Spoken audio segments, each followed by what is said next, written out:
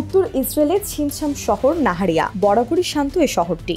সীমান্তের ওপারে যখন দামামা বাজছে যুদ্ধের, এ শহরের বাসিন্দারা তখন কফির কাপ হাতে কাটাচ্ছেন আয়েশি জীবন। কারণ তাদের প্রধানমন্ত্রী বেনিয়ামিন নেতানিয়াহু তাদের বলেছেন, হিজবুল্লাহর চেয়ে ক্ষমতাবান ইসরায়েল, কাজেই লেবাননের স্বাধীনতাকামী দলটি টিকিটিও ছুঁতে পারবে না তাদের।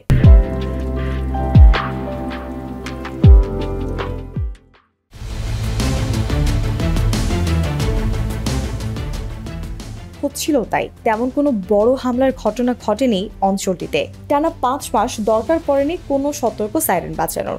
কাজেই প্রধানমন্ত্রীর কথায় ভরসা রেখেই নিশ্চিন্তে দিন কাটছিল নগরবাসীর। তবে মুখ থুবড়ে পড়ল নাহারিয়ার অহংকার। শনিবার দুপুর 3টায় শহরটি কেঁপে উঠল সাইরেনের শব্দে। রোববার 3 হামলা হয় অঞ্চলটিতে। আগুন লেগে ছারখার হয় শহরের একাংশ।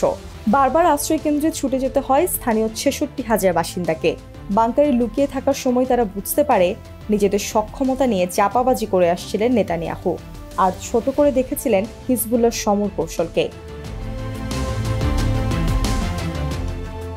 একই চিত্র একর গ্রামেরও। লেবাননের সীমান্তে থাকার পরও শুরুতে ভয় পায়নি হিজবুল্লাহকে। এ যেন বাঘের থাবার নিচে বসে বাঘকেই অগ্রাহ্য করা। তবে ছাড় দিলেও ছেড়ে দেয়নি হিজবুল্লাহ।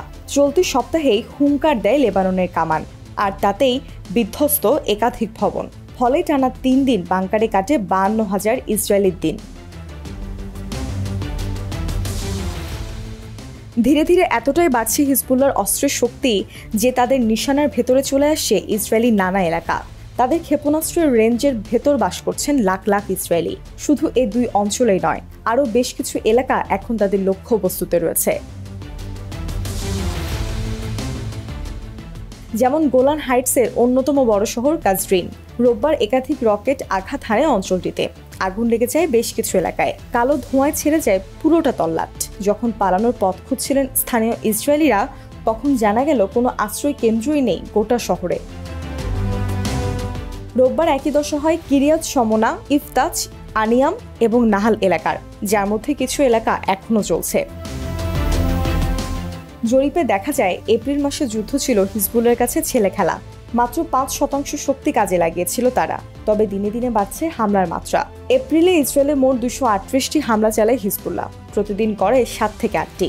তবে মে মাসে এই হামলার পরিমাণ বেড়ে দাঁড়ায় 325টিতে। গোটা মাসে 10 দিনে 10টি হামলা চালাচ্ছে দলটি।